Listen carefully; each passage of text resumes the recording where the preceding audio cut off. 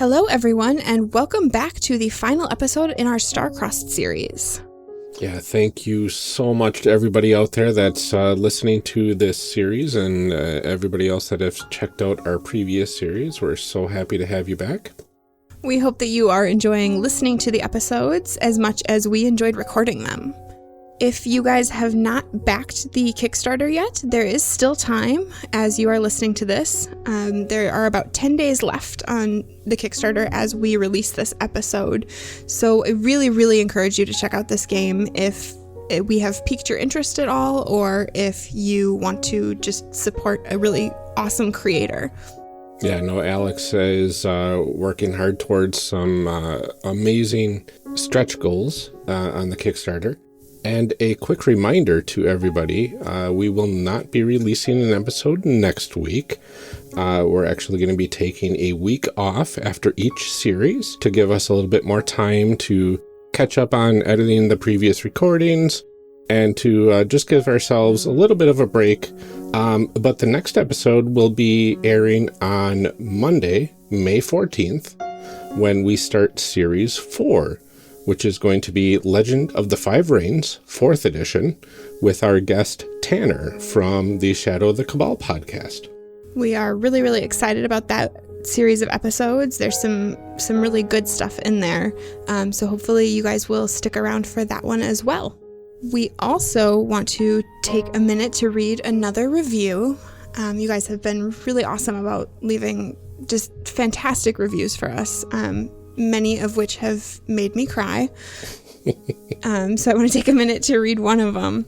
This one is from our friend Rich Howard. And the subject is way more than the title suggests.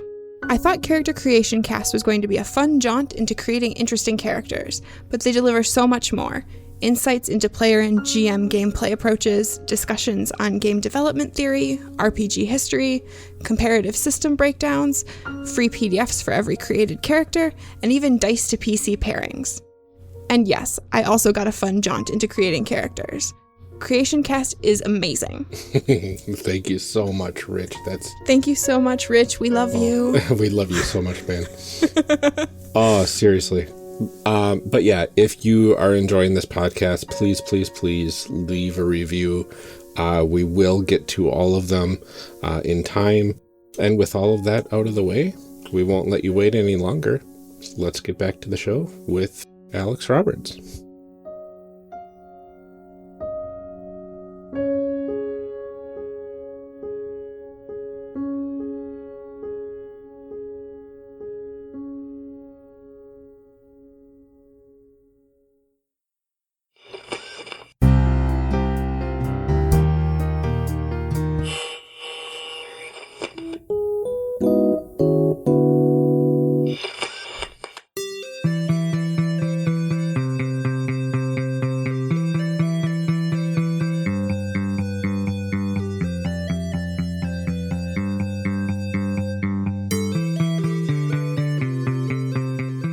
Welcome back to our discussion episode. I'm your host, Amelia.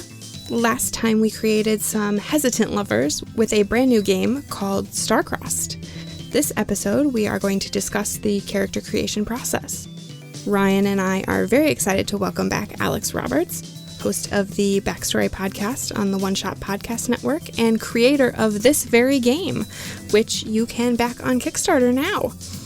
Alex, do you want to go ahead and reintroduce yourself to everyone and tell us about the couple that you and I made?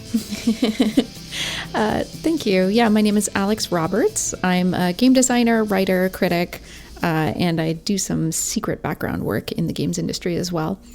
And the couple that you and I made, gosh, sexy spies. Is there anything better? No. You were KGB. I was MI6. I was just completely and utterly devoted to Queen and country. You were utterly terrified of the punishment of your brutal dictatorship under which you lived. Oh, it was so forbidden. It was so delicious. Yeah, it was great. And Amelia, do you want to talk about the couple that both you and I made? Yes, you and I made some really adorable magic school students who are rivals for a seat at the top of the class, and they can't be together because they are just a little bit too engrossed in their work. And I viewed it as education being the most important thing, and nothing could get in the way of that. And you had a little bit of self-doubt, I think, about being good enough to compete with me, even though you were always in close competition. All right. And then Ryan, do you want to talk about the couple that you and Alex made? Oh, most definitely. Yes. All day. Alex and I made a magical girl duo. Sailor Xena was Alex's character, and Sailor Gabrielle was my character. And we played basically Sailor Scouts, I guess you could say.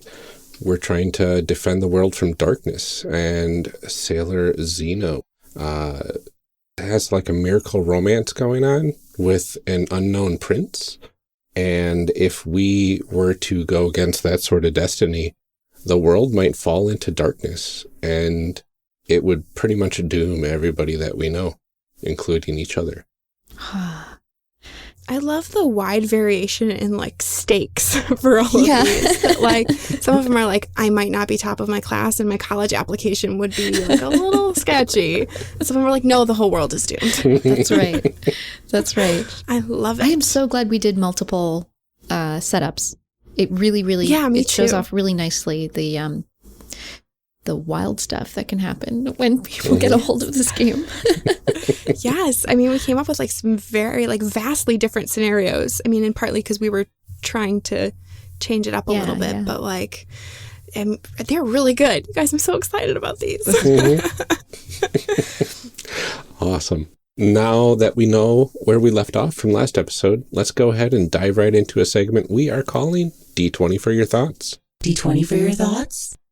All right. In this segment, we want to talk to our guests about their thoughts on character creation, about the process and how it feels in this system compared to others. And first, we like to start with a little bit more of a personal question for you, Alex. How did you get into role-playing games in the first place? So there are many answers to this question. I think if I go back like as far as I can, I feel like I've always been like LARPing. You know, I do a lot of LARPing, actually. We don't talk about much on this cast, but I feel... But I want to at some point. We will get into that at some point. I feel like I've always been doing like role-playing or something, and I think I was probably just a really bossy kid, but I feel like I was always the GM when we were playing pretend as kids. And I really feel like we, like me and my friends, absorbed the concept, like the cultural concept of D&D before we actually had like access to the system in any way. So we would just like sit in the treehouse and be like, yeah, we're playing D&D, which means that I say what's happening and other people pretend that they're a different person and they respond to what I'm saying. So yeah, I feel like I've always just been kind of like freeform role playing. But when I was in high school, I was really delighted to meet other people who like had the actual books and everything. So then I was like, oh, it's time to play real D&D. So I had some very sweet friends who, you know, we would hang out in the basement and play 3.5. Good stuff. Nice. And actually, ironically, for this show, I feel like we would always get super into character creation. We'd spend hours on that. And then by the time it came to like actually play the game, we would just be really tired and it would be 3 a.m. and there's not enough energy drinks in the world. And so we would like barely actually ever play. And then... Yeah, I mean, I feel like we are those kind of people. Like that's... right? That's why we have this show, so that we don't have to like feel bad about not playing the games. There's an excuse. We just play the good part. Yeah. Which is fine, because I'm sure I just would have been personally disappointed. 3.5 is a very cool system, but I think I would have been personally disappointed by it. And indeed, when I got to university and 4th Ed came out, I tried playing a couple of times. I was like, yeah, you know, I really want to like RPGs, so I'm going to play D&D. You know, I knew people who were running it and who wanted to play. And I found myself really disappointed by what I could do and couldn't do. I guess because I'm just personally not really into tactical combat. which was a huge focus of that game, and it did it really well.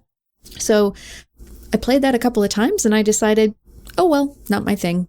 And then one day I went out for a beer with my good buddy Patrick, and he said I knew that he was really into role-playing games, and somehow it came up, and I said, Patrick, I've been playing D&D. I played the new one and everything, and I guess it turns out I just don't like role-playing games. I thought that I did, but I guess I don't. And he was like, let me tell you about these other systems that exist. And I'm pretty sure as soon as he described Burning Wheel to me, I was like, my jaw was hitting the table, and like my eyes were wide as saucers, and I was just like, what is this world? What are you describing to me? Tell me everything. So he actually started this group that was kind of like a book club for indie games. And so almost every month we would get together, and I played all the classics of that era. We played Fiasco and Dread and My Life with Master. I GM'd Kagamatsu. I actually GM'd My Life with Master, which I was totally unprepared for, but I just was so in love with it. I GM'd Kagamatsu, which I would still do at the drop of a hat with very little provocation. I played a lot of the games that actually inspired this game that I'm working on now. So that was amazing. And then it kind of became my whole life, and here I am. Well, thanks, Patrick. And what's funny is he works for Burning Wheel now. He does copy editing and stuff for them. So. Oh, cool. Well, I'm glad you didn't give up. I'm glad you gave it another go, because it was, if nothing else, for the, 2 hours that we had before, it's totally worth it, as far as I can tell. So I want to ask a little bit about your personal process when you make characters for all of these games, not necessarily just for this game, but do you have a way that you usually go about it? Do you try and change it up and do things a little bit differently every time? How do you decide what kind of character you want to play and who you want to be? I really, part of it depends on the system and how it plays out, right? So if I'm at the table with a bunch of other people and we're all creating characters at the same time, then you want to create a character that's going to interact with people in an interesting way, right? So you want to start with relationships, right? So you want to start with like, oh, I'll be that character's brother. Yeah, that would be really cool because of this thing that maybe might happen. Or you want to say like, oh, if you're playing this really, cranky, uptight paladin, I'm going to be this bard who's really like playful and kind of, pokes fun at him a bit. Oh yeah, that would be fun. So if it's happening that way, then I kind of want to like explore relationships and start from there. But if it's happening in a slightly more private way, or if you're kind of just like making a character, which actually happens in a lot of the LARPs that I play, where you're kind of just like answering some questions about yourself and then we'll see what happens. I don't know. I think I really, really like taking elements from people that I know. So like, I'll like take inspiration from people that I know in real life and be like, I want to play like that person. I want to pretend that I have some aspect of that person's personality. And I think this is especially fun to do in LARP because you can kind of like embody them a little bit. So like, I know this person at work who just has this like obscene confidence and they just walk around with their shoulders like this. And what if I walked around like that for a couple of hours? What would that feel like? So that's one thing that I like to do. I like that. That's really cool. Mm-hmm. I think there's always lots of interesting ways to approach that. It's because some people say like, oh, this is a mechanical thing that I want to be able to do, or I like this type of character, or some people sit down and say like, this is the kind of story that I want to tell. So you can kind of sort of steer things from there. But I like yours of like picking a personality trait and kind of building out from there. Like that's really cool. Like a good place to start with like just that seed of an idea. So how do you think you would compare the process of character creation in this game, in Starcrossed, to other games that you've played? I think we could probably open that to all of us. Yeah, I would actually really like appreciate your two perspectives on it. Would you say that it's shorter? Yes. Yeah. Just a little bit, yeah. I think I like character creation to tell me what the game is about. And I think in Starcross, that's something I really, really focused on, is I didn't want to have anything on the character sheet that wasn't super important to the theme of the game, right? So the game is about people who are into each other who can't act on it. And so the only things that are on this sheet are, why are you so into each other and why can't you act on it? Mm-hmm. And those are the key things about you. And I want those things to be written down and in front of your face, right in front of you on the table, because I want you to always be thinking about them as you're playing, right? And let that be the focus of your play. You'll notice that this character sheet doesn't have things like name, age, gender, because those things will come up. You'll figure it out, but it's not the focus of the game. It's not what the game is about. If that becomes relevant at some point, then you'll figure it out on the fly. But knowing in advance, nah. You just need to know, why are they so into you, and yeah, why can't it be? I like the kind of puzzle aspect of it, where you're not really sure exactly how all the pieces are going to fit together until you start playing through the game, and how you can actually create more aspects of your personality through play, instead of everything being up front, this is everything that my character believes in. Yeah.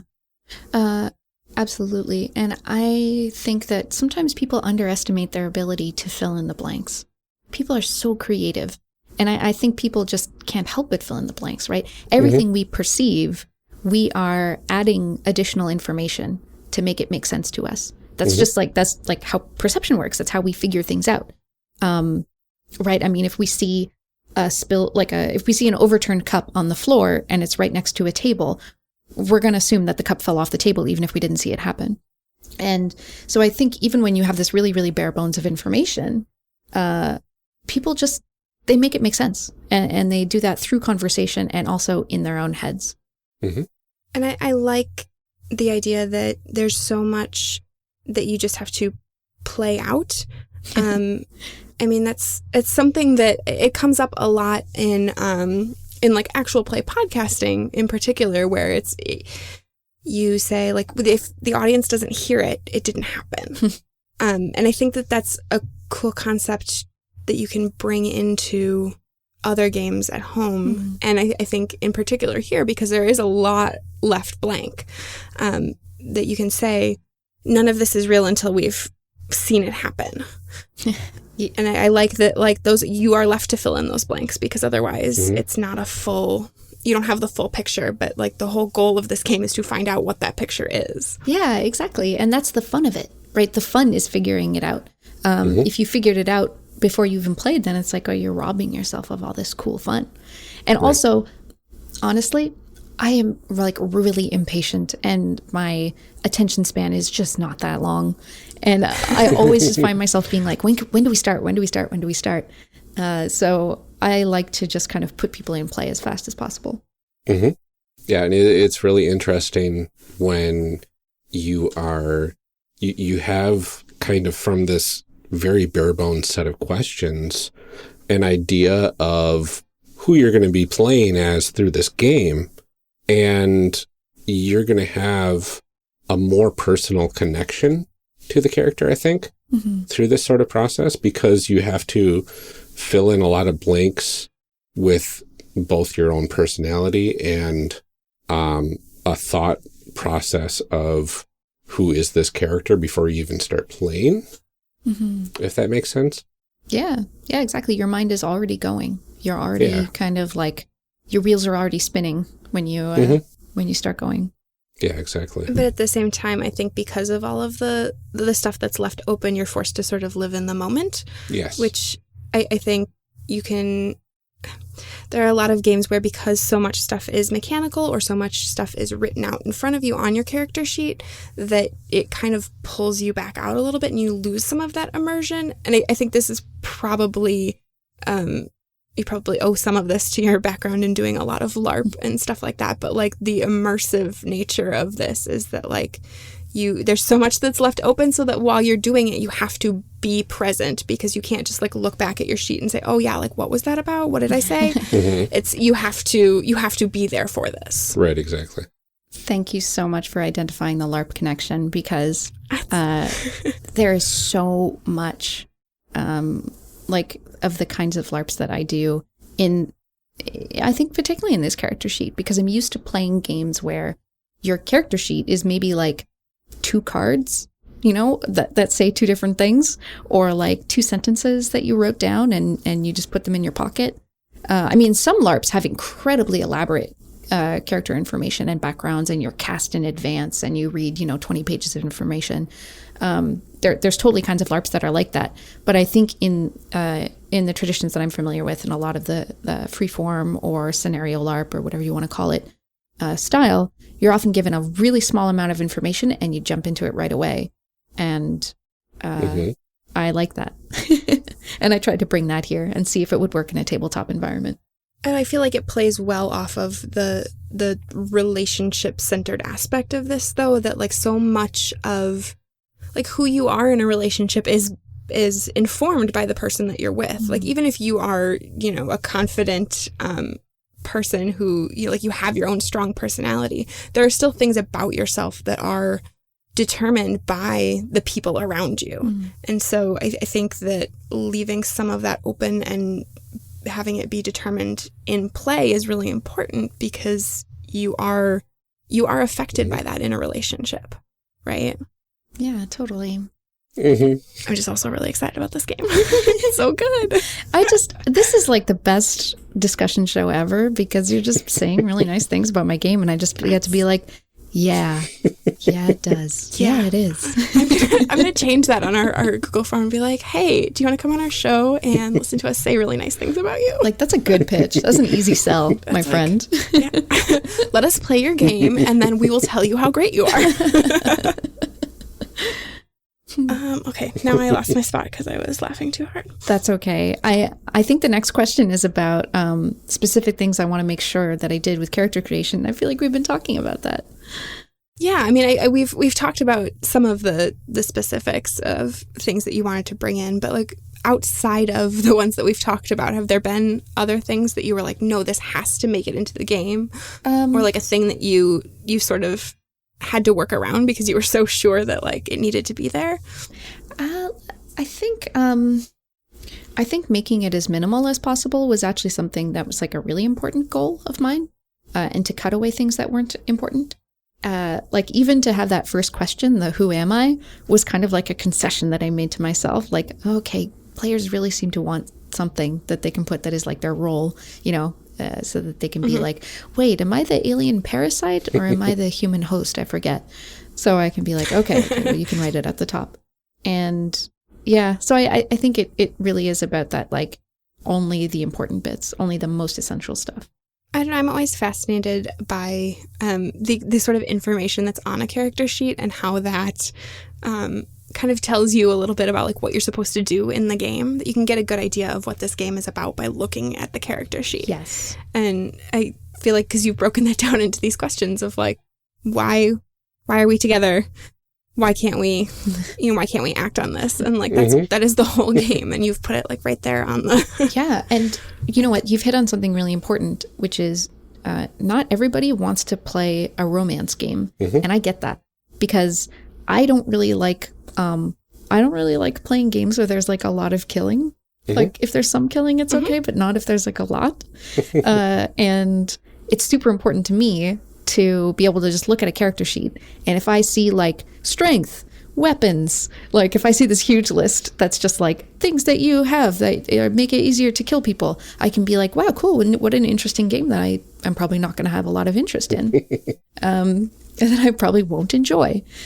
So I want someone to be able to look at this sheet and either be extremely jazzed or to say, yep, not for me, because it's going to have the words attractive on it, and it's going to have the word feelings on it. I mean, like for some people, that's just like a big magnet that says, yes, let's play. This is my game. I want to play it. And for other people, it's a nice little, like, kind of not a big red warning sign, but like a nice little orange one, that just says like feelings. Just a heads up. Yeah, I mean, everybody's into different things, and everybody, like, just like in relationships, like you've got your things that you're, that you are interested in, that you want, and that's totally fine. Not everything is for everyone, and that's okay. Yeah, exactly. But I like that it's you can see that pretty clearly. Like, here's what we're about. Here's what you're going to be doing. I want to ask, in that same vein, did you find yourself having to add more questions because you wanted it to be really minimal, or did you kind of put a bunch of stuff down and then kind of take away as you went along, as you saw what wasn't important? How did that process go? You know what? I'm actually kind of glad that it came up in the first couple that we made, that I had an older version of the character sheet in front of me that had two separate questions: what has brought us together and what is keeping us apart, before it gets into why is that important to me. Being able to synthesize that into a single question of why can't I act on my feelings was like, chef kiss. I was so happy when I was able to do that. This is why you draft, folks. This is why drafts are a beautiful thing. You do not have to get it right the first time, or even the 7th time. It kind of seems like we answered probably the next two questions, how the process of character creation sets a player's expectations for playing Star-Crossed, and how it adds to the immersion of playing the game. Well, yeah, I mean, I feel like you did a pretty good job of putting all of that together in a question. Like, it's amazing. I feel like the complex people that we came up with like 4 questions, 4 or 5 questions. Like, I am baffled at how we did that after, having recorded episodes of, other games where, it's like we had to answer. I mean, L5R we did, and it's that one has, after you finish creating your character, 20 questions that you then answer about your character.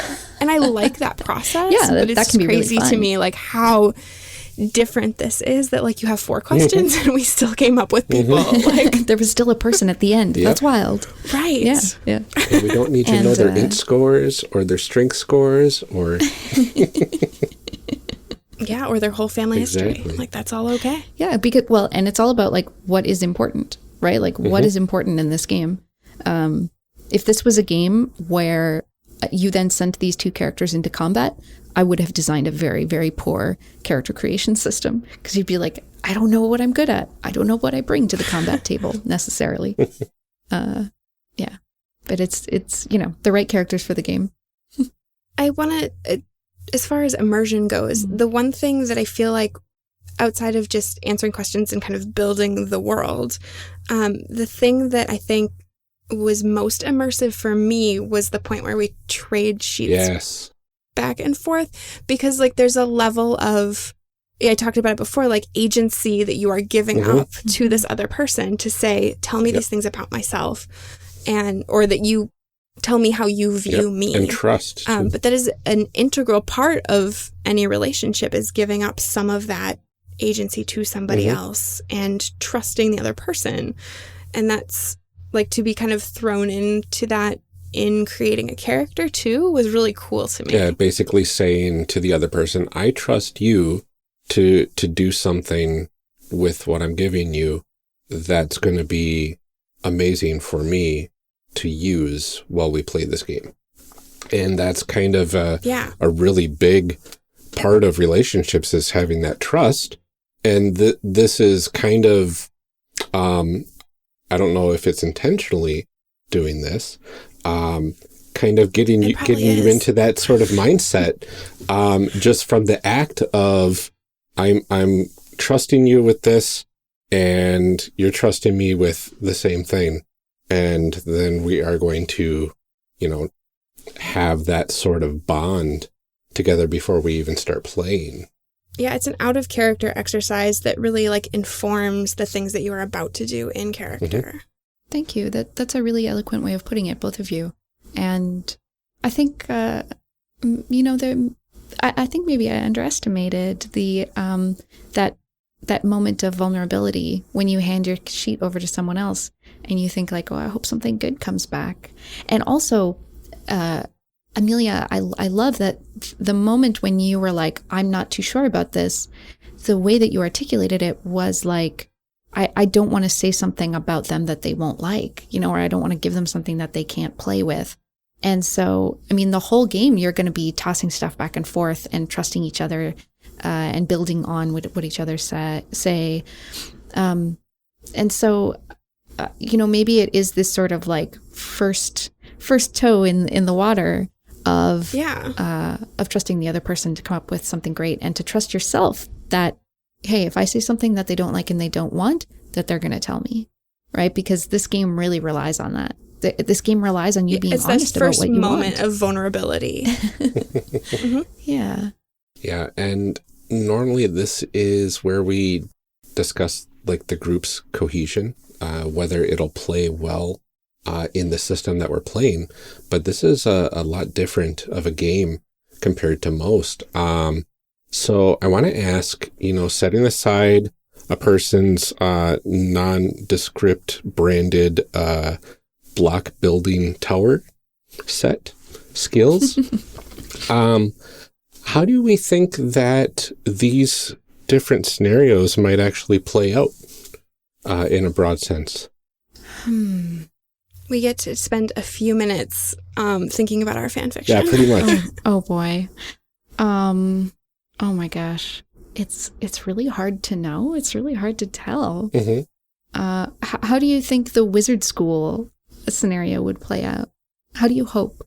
I know it's hard because like the whole premise of it is it doesn't happen, right? Yeah. Like, or no, is it like that if the tower gets knocked over? So that's the thing. So like, if you topple the tower, you act on each other's, you act on your feelings. And it's who topples the tower is who acts, right? Yeah, whoever touched it last. Yeah. They act on their feelings. So they do something that makes their feelings known. So that could be verbal, mm-hmm. right? They suddenly just kind of blurt it out. Or it could be just anything that makes it obvious. And mm-hmm. sometimes very subtle, right? It's very specific to the context. I want to say for the wizard scenario, and let me know if this is good for you, Amelia. At mm-hmm. some point, we get in an absolutely heated argument, like really top voice yelling at each other, and then it just gets blurted out by the person that knocked the tower over. Oh my gosh, that's so good. That'd be such a good scene. I love that so much. That'd be such a good scene. Of like, we're having this whole fight of like, everything is terrible and I can't believe you did this and why would you, mm-hmm. like, and then it's just like, because I really like you. Exactly. I did it because I wanted to spend more time with you, okay? Oh my God, it's so good. I heart those two so much. This is like they're sweet. This is such cheesy, like pulpy stuff that you came up with for those two, and I'm so down for it. Like, I'm just so here for those two. Oh my gosh, those crazy kids. Please, everyone, send us your fan fiction of our sweet competitive wizard children. We will also accept character sketches. Yes. My DMs are open. Or an 800-page novel about it. If you feel so inspired. So how do you think your magical girl thing? Does somebody knock over the tower, or are they like strong enough to? I mean, I have only had one game in like 2 years of playtesting. I've only seen one game where they were in scene 8, and the follow said, "You know what? I think I want to end the scene here. I think I want to end the scene without us," and that means like the characters never act on their feelings. Mm-hmm. It's super rare. But it does happen. It's totally mechanically allowed, and you can play towards it if you really want. And that was this beautiful game where like one of them was from the moon and one of them was from Earth, and the moon was like there was this war of independence going on, like a civil war where the moon was trying to become its own. Like anyway, it's kind of Ursula K. Le Guin, sort of the dispossessed fan fiction. So they were on opposite sides, but they really loved each other. So they decided that, the war was over and they went their separate ways, and it was touching and beautiful. But that's actually very rare. So I definitely think there's a possibility that Xena and Gabrielle would get there. Because this is like world-ending stuff, you know? Yeah, that's true. I don't know. No, you know what? I'm calling it. Yep, please. I think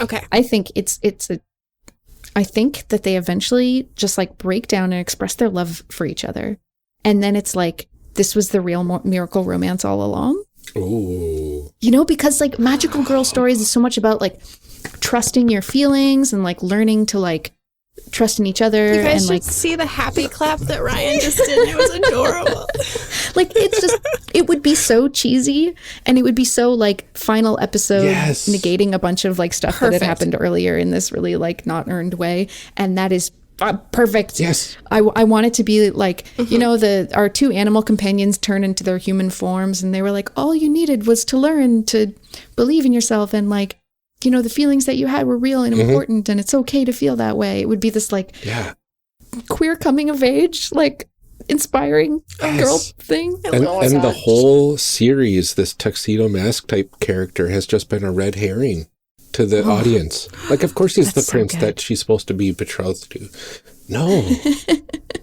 That's right. awesome. And you could tell that he was wrong for her all along. Exactly. You guys. And she did what she believed and what was true and integral and not what other people expected of her, not what society said she had to do. That is a magical That was the girl real story. magic. Oh my gosh. Oh, that's amazing. I need a moment. You guys, it makes me so happy. I feel like if anybody made it to the end without acting on it, it would probably be our spies, though. Because I feel like that would be nice. they've got the training. Yeah. The wherewithal and the like. They put their feelings aside all the time. Oh, totally. And they're just like cool about it, you know? And maybe there's some little like flirtatious thing where they're both like acknowledging it a little bit, but never, ever, ever acting on it. And so it's just this like, you know, oh, yeah, it's you. I missed you in Panama, you know? I think there's like always this hope that like they're going to have to like go undercover to like infiltrate the other one. And like that they're gonna have to like pretend to be a couple but like not really pretending. Yeah, or like they get trapped in some situation definitely and they have to work together and like God, pretend married is like, that's a stupid trope and I really like it a lot. It's so good. It's very good. I'm for it. Yeah. And that would be great because then they could just be like constantly sniping at each other, but then they still have to like pretend to be nice to each other when they're around other people and, you know, rent one hotel room and everything. You know. Yes. Oh my gosh, this is so But yeah, the idea of that being the pair that never acts on it is like really good. And I noticed in our character creation, we had the most like, you know, really kind of cool, sultry, enticing buildup that then was like really sad at the end. So I think that the idea of the actual play, like reflecting that is really cool. Yeah. Oh gosh, it was so good. Okay, so one of our big questions is always, how does this game handle character development? Not necessarily advancement, but like as you're playing, how does your character grow as a person? Is that something that like you thought a lot about, or just because it's like a very kind of a short window of time that you felt like this was sort of an encapsulation of who they are at this particular time? How do you feel about that? I think it again has to do with making sure that there are a lot of unanswered questions at the start. When there are questions, people want to answer them. And when you play, you kind of have to necessarily figure out what those answers are. And that's also part of why that's the questions about like, what are their attractive features are important. I mean, from the other person, right? What about them do they not realize is attractive is important because, like I said, part of playing out this character is deciding whether you're going to live up to that perception or not, right? Whether you're going to, and maybe you disappoint the other person by not living up to it, or maybe you sort of exceed their expectations, or you show this side of them that they didn't see. Like one of the moves is reveal something personal, and you can play to what's on your sheet, or you can play kind of against it in an interesting way, right? So like, oh yeah, no, I'm cool and confident, but there's this one thing that I'm like super insecure about, and that is kind of interesting. Or, you know, I play really stuffy and uptight, but there's this one thing that, you know, I can't resist dancing. So whenever there's music that's good to dance to, I can't resist it. So it gives you a lot to play with and against. So by having as many open questions as possible, that is how characters develop, right? Is by spending enough time together with another person, revealing things about themselves constantly and putting themselves in these vulnerable positions over and over again. You inevitably see something about them. And I think that that's character development, whether they're changing or whether we as the sort of audience / director / actor, you know, that is being a player, just see different sides of them. Yeah, I think that's the version of character development in Starcrossed. Yeah, you definitely know a lot more about them at the end, even if they aren't necessarily changed as a person overall. Although I feel like you would be at least slightly changed based on, you know, whether you do or don't act on things. Yeah. But yeah, what we know about these characters is definitely vastly different over the course of play. And I think just because they do end up changing, right? Just because of the situations that they're in. And, you know, when we imagine different endings for our characters, you know, like that Sailor Xena at the end of that series is going to be very different than Sailor Xena at the start of it, right? And I feel like those spies, in order to be in those situations, they're going to have to adapt and figure things out about themselves. And those two crazy kids at Wizard School, like, you know, if just in the act of acting on their feelings, because it's something that they've resisted, something about them changes, right? There's some internal change that says, okay, well, I'm going to do it anyway. Yeah. All right. So normally at this point, we talk about character advancement and leveling up, but that doesn't really pertain to this game. So we want to talk about something a little bit different here. So we're still going to take it up a level, but not quite in the same way. Take it up a level. Take it up a level. So, Alex, characters don't necessarily level up in this game like they do in more of our traditional campaign style games, because you have 8 distinct scenes and you have your jumbling block tower. There's a definite end to the game in mind always.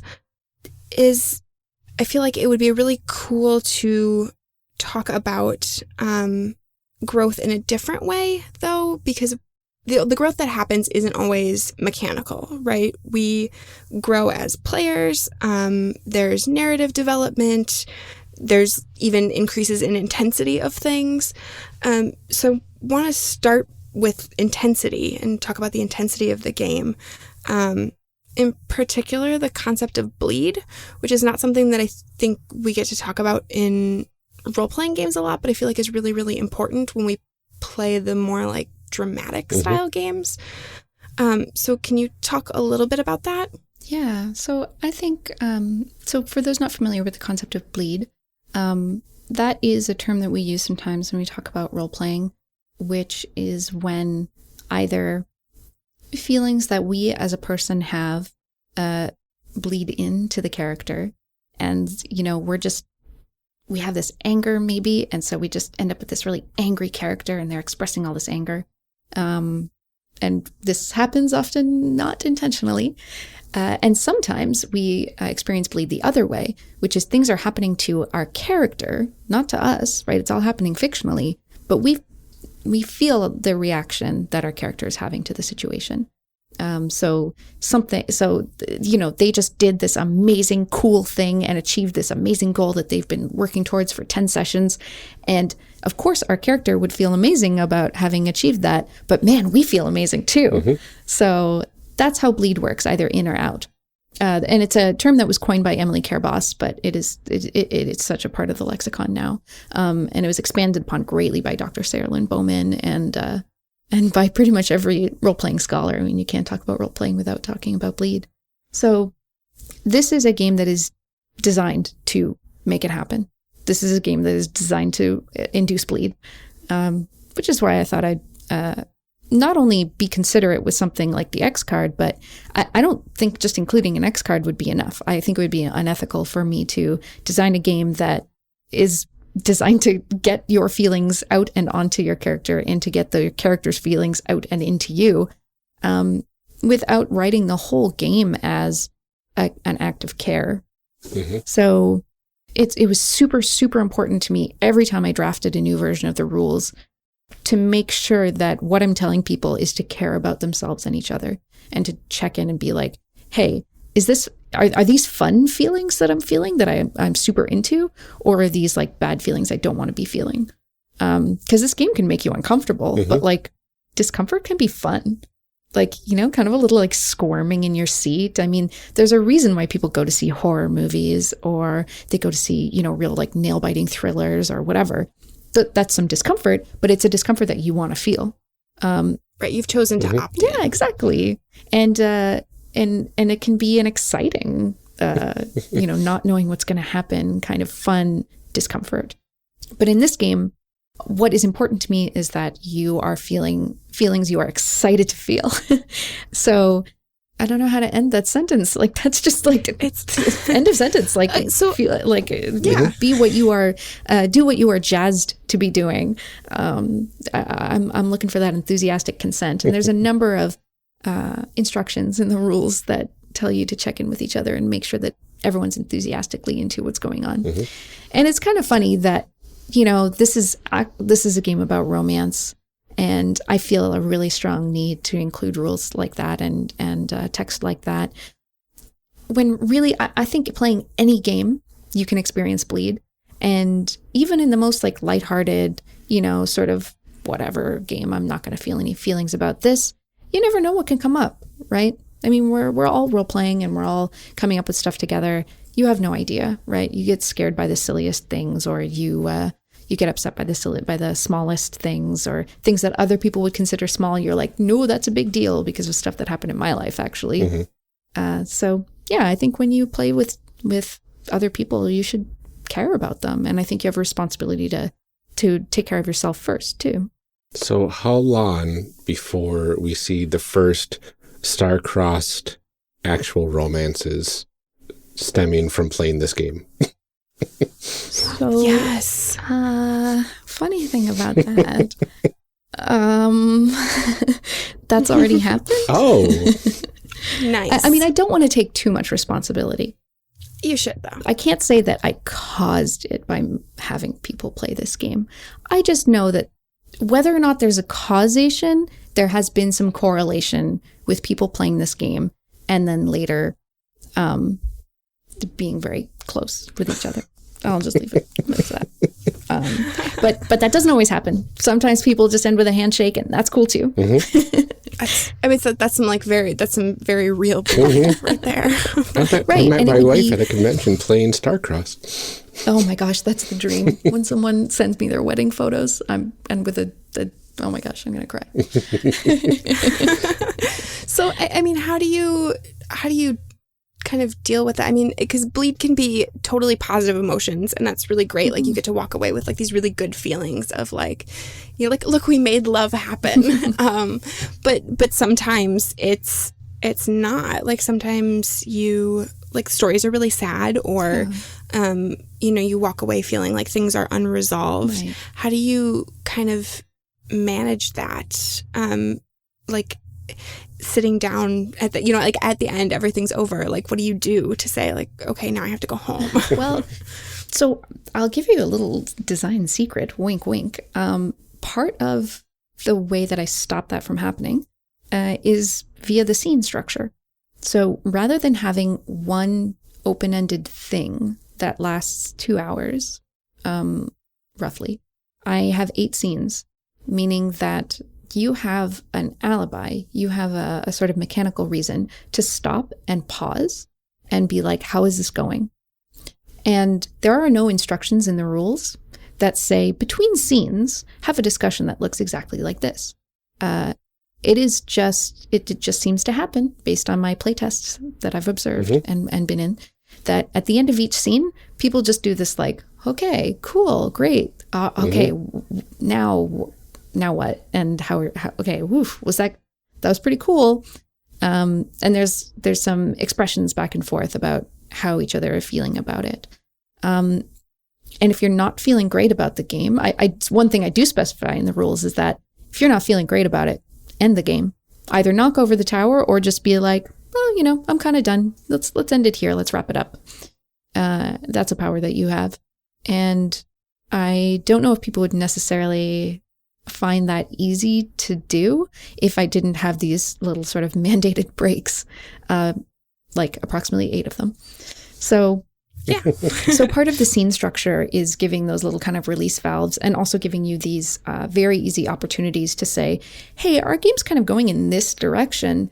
Can we make the next scene like maybe a little more fun and cute? Mm-hmm. Or, hey, our game's going in this direction. Can we like play even harder to like how steamy it is and how like cool and sexy it is?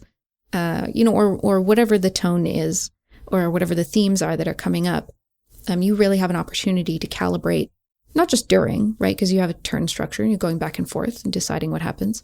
But there's these little breaks too. Yeah.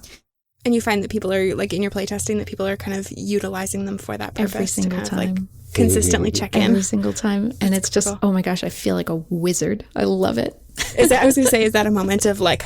Yeah, totally. Yeah, I'm power. cackling like a supervillain, except people are just being nice to each other. You don't even know what I've done. It's my version of like like trolling or like practical joking. It's just, setting up these opportunities for people to be kind and care. Haha, you have feelings. The best kind of trolling. Awesome. So we can learn a lot as players by playing these kind of games. Are there specific things that you hope people will learn from a game like this? And are there things that you have learned while playtesting this game? Thank you so much for asking this question. It is a very good question. Humans learn things constantly. They are constantly learning. They will never stop. You can try really, really, really hard, but humans are pretty determined to learn stuff. And whether or not you want your game to teach things, your game is saying stuff, and your game is reinforcing certain behaviors and not giving opportunities for other behaviors. So I've tried to be as intentional as possible in what I want people to learn from this game, while also, being subtle about it. But my game contains lots of instructions on how to say what you want and how to say what you like and how to say, I don't like that. Let's take that in a different direction. How to say all different kinds of yeses and all different kinds of nos, and to have those all the yeses and all the nos be valuable and kind and expressions of compassion and care. And in other words, I want to teach people how to do like totally consent-based negotiations of intimacy, of creative intimacy. Mm-hmm. And I hope I've done a good job of that. I don't know how much I do that or to what extent, but that's a really, really strong design goal that I discovered about halfway through making the game, that I was starting to do that a little bit, and suddenly it became really, really important to me. So if anyone learns that from playing this game, or if they become slightly more skilled at it, or if it just comes slightly more naturally to them, or if it's just a good opportunity to practice those skills that we all use, that would like really warm my heart and make me really, really happy. That's a thing that I noticed reading the rules, is that it's a really good rundown of how to communicate in a complicated situation where you have a lot of emotions and a lot of things going on. It's a good guide for how to have those kinds of conversations in like sort of small snippets, in ways that you like would get to practice. Mm-hmm. This is probably like not really for the podcast, but like I think a lot about how to have those discussions about consent, because I have kids and like they're still very little. So like we're not at the point where we need to have those discussions, but I think about it when I tell my daughter things like, please stop touching my face all the time. Mm-hmm. She has this thing where she like has to do this. And it's like, you don't touch people, like just don't. So like I'm always like in the back of my mind mm-hmm. thinking about how to have those kinds of conversations and how to teach you know, like particularly in this case, little kids, but even like grown-ups need to learn too, how to have these kinds of difficult discussions that are sometimes uncomfortable. And there is the chance that like the other person isn't necessarily going to like what you have to say, or you're not going to be on the same page. But you have to have those conversations anyway, because they're important. And so I think that this game, like, aside from all of the fun that we had making these characters and telling really cool stories, like there's the opportunity to really sit down and practice having those kinds of difficult conversations in an environment that's really low stakes. Thank you so much for recognizing that. That makes me happy that it comes through. And I think, you know, talking with kids is a great example of like, how do I talk about, hey, here's how you should interact with people when you're close with them, right? And how do I teach like asking up front, right? Like, hey, can I do this? And how to respond when someone says no, right? Like how to resist the urge to be like, oh, well, are you sure? Like how to take no graciously, to accept no as a gift, right? Like I think really strongly in this game, no is such an important thing to tell your partner, and it leads to a better game, right? If you go along with something that you're not really excited about, right? If you say, oh, well, okay, yeah, no, I guess your character can be that, yeah, well, that's not my preference, but go for it. Like that game's not going to be as good than if you had said, no, I'm just really not excited about that. Let's see if we can come up with something that's even cooler that we're both really into. Like you're going to have a better game if you say no when you want to say no.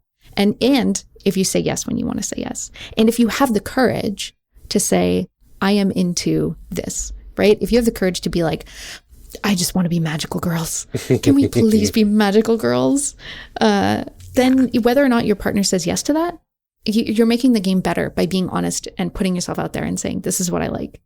And I think learning to navigate having those conversations when there are really strong emotions attached to is really important, because I think you can have lots of discussions about like, it's okay to say no when you don't like something. And that's one thing to say like, no, thank you, I don't want to eat these peas that you gave me for dinner. But it's another thing to say, no, like you are my friend and I don't want to ruin that. Like those are very different kinds of no. And to sort of learn how to navigate it when you have those really strong feelings that are telling you something different from what you logically know that you need to do. And to say no when there's a lot of pressure to say yes, right? Like I think there is a lot of pressure to say yes in a co-creative game, because people sometimes get the impression that saying yes to everything is the way that you make a good game. When in fact saying yes is awesome, and saying no for no reason, you know, or not realizing that you're saying no can not always be the right choice. But saying no when it seems like they're going to be really happy if I say yes, so maybe I should say yes, like that is a skill that I want people to practice, you know. And I want people to practice saying yes when it's something that they really like, and maybe it's when it's something they're really embarrassed about, because people like really kind of cheesy stories and stuff, and sometimes maybe they have a little hesitation to bring that out. And honestly, like, I think most people have some inhibition talking about what they like when it's a romantic and possibly sexual game, right? Like things can get really like intimate in this game. The stories and the scenes can be about people being very, very close to each other. And just saying like, you know, I want your character to be really tall. I'm going to say your character is really tall. I'm revealing something about myself when I say that, you know? And regardless of what it is, even if it's the most mundane thing, like being tall, sometimes people, you know, that's hard to say. And if I can give people an opportunity to practice saying that, I like this, and to put that out there without the expectation that it is a demand or that your partner has to respond in a certain way to it, to just put it out there as a gift.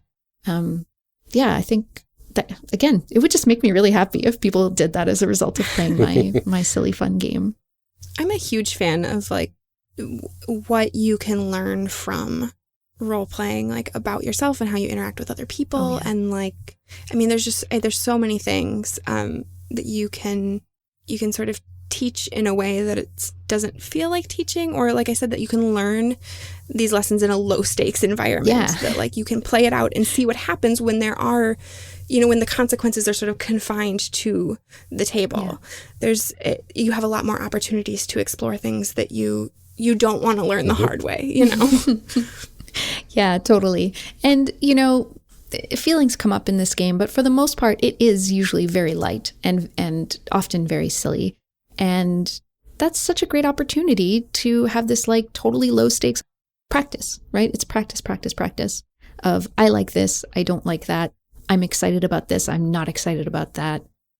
This is really valuable to me. This is really important to me. And this isn't. That's really upsetting to me. Like all those things are just, let's practice saying those things when they're true about ourselves. And as you two noticed, when we started putting characters together and started putting, particularly in that sort of, when we're answering questions about the other character and what's attractive about them, and when we get down to why is that important to me, like a piece of yourself does come in to this game, and you really do kind of bleed in a little bit to your character. Mm-hmm. And that, I think that makes it a more valuable practice. Like that makes it a more valuable learning experience because it feels a little bit closer to home without feeling, like a real intimacy negotiation thing. Right. Yeah. I mean, I don't know about you, but all of my romantic encounters have involved brick towers. So I don't know what you guys are doing. First date, got to bust out the tower and see what's up. Mm-hmm. See how it goes, That's how we know whether it's real or not. Yeah. Is this going to work? No, you knocked over the tower. And thank you for including the second part of that question. Are there things that you have learned while playtesting this game? Because yes, because I would not have even realized that this, that in its early form that this game was about that if I hadn't playtested it and seen people starting to have these discussions that included stuff like, I'm really excited about that and I like that and can we have more of this? And I was like, oh, wow, if people are going to have discussions like that, I need to write a game that honors that process and that helps it happen in a healthy and caring way. I love that. Like, that's such a cool part of game design that I think that like doesn't get highlighted very often is how you, after playtesting, can go through sometimes and like really emphasize the things that are working well too. Yeah. On top of, like you spend a lot of time cutting things that or reworking things that aren't going well, but you can spend time too highlighting and emphasizing the things that are working well and kind of make sure that those things shine. Yeah, definitely. Thank you for pointing that out. Like I really hope that people don't think of playtesting as like, you're going to put your game on the chopping block and people are going to tear it apart and, you're going to see all the bad stuff and have to go back and do a bunch of work to fix it. Because very often people will bring you gems. People will say, hey, wow, do you realize that your game did this? Or, I had this experience as a result of your game, or this part, really emphasize this part and bring it to the forefront because that's where the fun is. Those are things you only find out through playtesting, and it's really a joy when you do. Mm-hmm. Yeah, that's one thing. Like, I'd love to be like sitting there and listening to those conversations as people are like, oh yeah, you can, I did this, and you have this moment of like, oh, I didn't even know that it could do that, or like that's a direction that people would want to take it, and like that like light bulb of like, oh, this is like even better than what I had originally thought it would be. Well, I will tell you, when I encountered people playing out that alien brain parasite and human host scenario, I was amazed. You never dreamed of that? That was not one that I included in the sort of samples, examples of play. I have been honored to witness the incredible creativity of the human brain. The human heart. Parasite or no. Yeah, when it's infected by an alien parasite called love. Oh, this metaphor is going wildly out of control. Yes. I mean, I think that we kind of talked a little bit about this already in just the wide swath of topics that we've covered with this game. But do you have any particular advice that you would want to give people to get the most out of this kind of game? Say what you like. Just put it out there. It's not scary. It's not bad. If you love Xena, just put it out there. And if you actually want to play like just super normal two people who whatever, they work together. They don't want to have a weird workplace thing. That's a perfectly good game. If you really love just being in space and you want to set your game in space, put it out there. It doesn't matter what it is. When you offer it, you are just that's the only way to make the game great is to just say it. Hey, I like this. And maybe your partner will say no, and then you'll know that that's not something they're interested in. But even in their no, there will be something that you'll want to play with that will come out of it. You're going to you will have the best time if you are open and honest and forward about those things. Yeah, exactly. Like it will be better for everyone if you say what you want. Yep. Do you have a reason why people who don't normally like this kind of game might want to give it a try? Well, I don't want to, because not everything is for everyone, like I said before. And if you are 100% sure that like you are just not interested in these kinds of stories, then that's cool. But if you don't want to play because you think it's only for couples or something, that is definitely not true, because I have play tested this with a lot of strangers. People who are strangers to each other have play tested this at cons. And they have a really good time. In fact, it's a hell of a way to get to know somebody. It's super, super fun. If you are not sure, like, the other really cool thing about playtesting is that it was very important to me that I get this in front of people who identify as asexual or aromantic. And I have had the opportunity to do that. And I was like, is there anything in here for you? Like, is this interesting to you at all? And like, obviously not all aro people, not all ace people, but the response that I had from, I had a really, really good discussion with an aromantic identified person after having played this game. And basically their response, if I may sum it up, was, I have no interest in this for myself. It's not something that appeals to me in my personal life, but I can ship with the best of them. And I ship those two so hard. Yes. Yeah, I mean, that doesn't mean that, because you don't identify in those ways personally doesn't mean that you can't enjoy telling those kinds of stories. Because I think that, we all play all kinds of weird role-playing games, and like, I do not identify as, like a straight man, but I can play that at a table. Like, there's nothing that says that that's, my character can't be that. And so when you're suspending that amount of disbelief of, a brain-eating parasite, like, there's nothing that says that you can't also tell those kinds of stories. And if you're just incidentally someone who is like sick of the dominant culture telling you it's really important, and so you don't want to engage with those stories, 100% respect. But it is something that I have tried really hard to like make sure that it's open to those folks. So if you are one of those folks and it goes well for you, I'm really happy, and that means I've met my goal. In fact, if it doesn't go well for you, like, hit me up and please let me know if you're comfortable with that, because I'll want to know and how I can improve. So honestly, if it seems like the kind of game that you would never play, that's cool, but like, my DMs are open if you want to like talk it through, and maybe it really is, because I believe in you. I believe that that there is something about these kinds of stories. There is some relationship that is one way that could be another way. Like, as long as there's a story like that interests you, you can tell it with this game. I'll leave it there. I have to sound like my mom here and be like, how do you know you don't like it if you haven't tried it?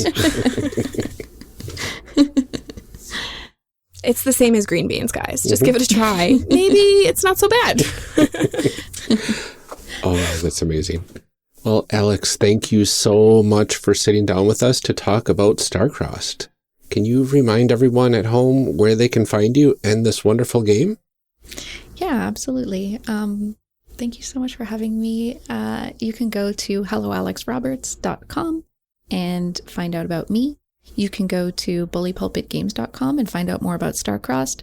But if you're listening to this around the time it came out, you can probably still catch it on Kickstarter. So go to kickstarter.com and search for Starcrossed, and you'll find it there. And you can even back it if you feel like it. Toss a little support my way. I think you will find that it makes you very happy. It will definitely make me very happy. It'll make us happy too. And, it sounds like it's going to have great art and everything too. Oh, so, that's right. if nothing else, buy it to look the art at it. by Just Fink. Oh, I literally I looked at sketches yesterday and I was like, this is the greatest. This is the best. Best fit. Best fit of all time. It's so good. Oh, yeah. And if you want to contact me personally, the best way is probably Twitter. You can find my email on my website, but I'm also at Muscular Pikachu on Twitter. And I talk about the game a lot on there. So if you want to find out more, that's a good way to get a hold of me. Well, thank you so much, Alex. For everybody listening, we will make sure we put a link to the Kickstarter in the show notes for everybody. And so thank you again so much, so much for taking the time to sit down with us and make these really amazing characters and to talk us through your process. I really, really appreciate it. Thank you so much for being open and giving this a try and doing something that sounds like it's a little bit different. I'm really touched by that. Thank you. And everybody listening, thank you so much for joining us. We will be back again soon.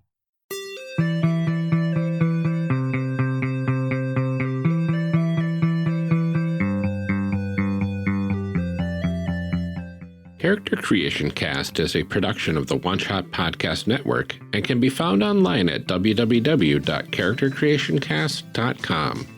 Head to the website to get more information on our hosts, this show, and even our press kit.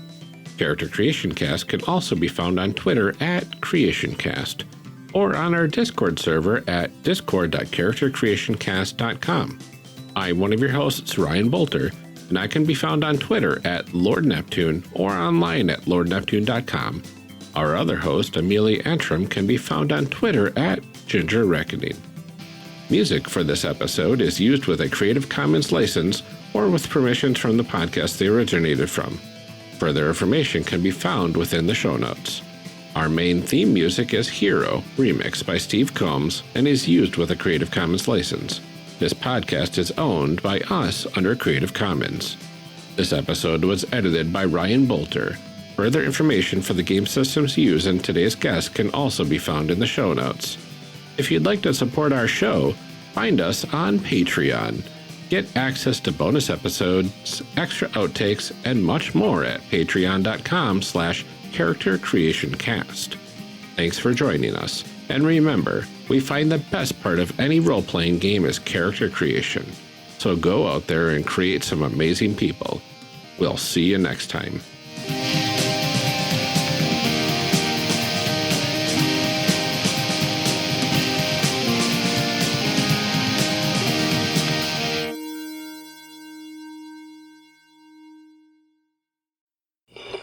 I'm glad Ryan puts up with me because he was like, want to do this podcast with me? And I was like, here's 3 spreadsheets in a Google form.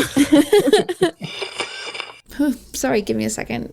I'm realizing I'm tired. You can cut that out. Got like a little bit of that like leftover nap cobwebs. I think so, yeah. Yeah, it's pretty fun.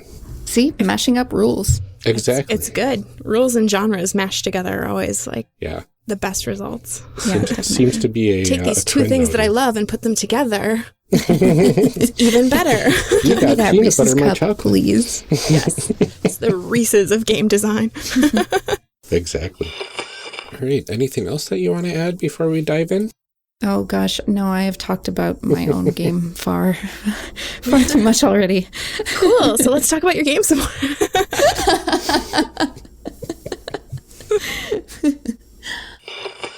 So, why don't I guide Amelia, you and Ryan, you and Amelia. Yes. I feel like I'm officiating a wedding. I'm sorry. This is really intense. Give me 1 second. Edit this out so I can go to the right part of the document. And now we mash them 2 together. Right. Yes. The vampire and the baby face. I'd play that. I think that'd be an interesting why not? story. Wrestling vampires. That sounds good. Mm-hmm. Whoa. Yeah, I know. Sorry, right? that just hit me with how good it was. But let's focus back on Wizard School. So, Gryffindor, like I feel like their house motto is "I'm the protagonist." I've sorted my children into houses too, though. So well, that's like, a core part of their identity too. Like my son is definitely a Hufflepuff. He's sweet, and my daughter is a Slytherin. She'll do what it takes, man. She'll do what it takes. I don't know how I spelt that right on my first try, but kudos. Nice. I just write an incomprehensible cursive so that like you can't tell whether I did or didn't. This is why I type. Nice. Yeah. Oh, sweet. That means I have time to go put more water in my tea. I'll be right back. More tea. I'll sit here and do stuff.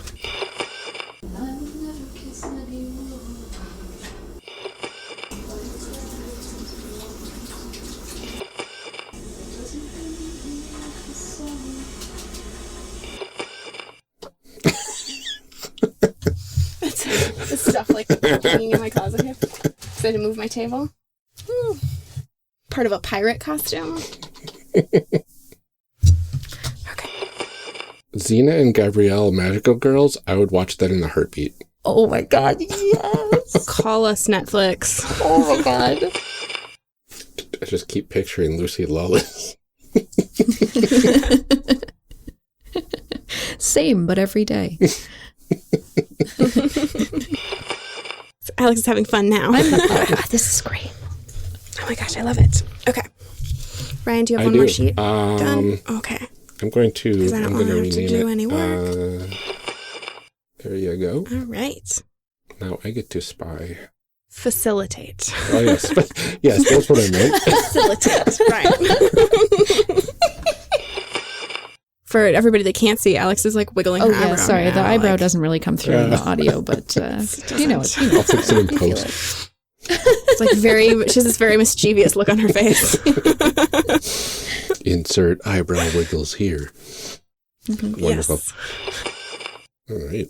You can edit this out later, but I want to say that I really liked how you said that, like a radio host. It really gave me this kind of like NPR good stuff. Good yes, it was really good.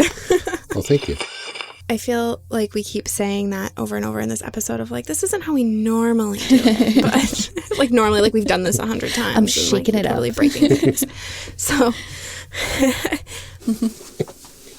it didn't apply, okay? That was like an extreme amount of fun is the thing.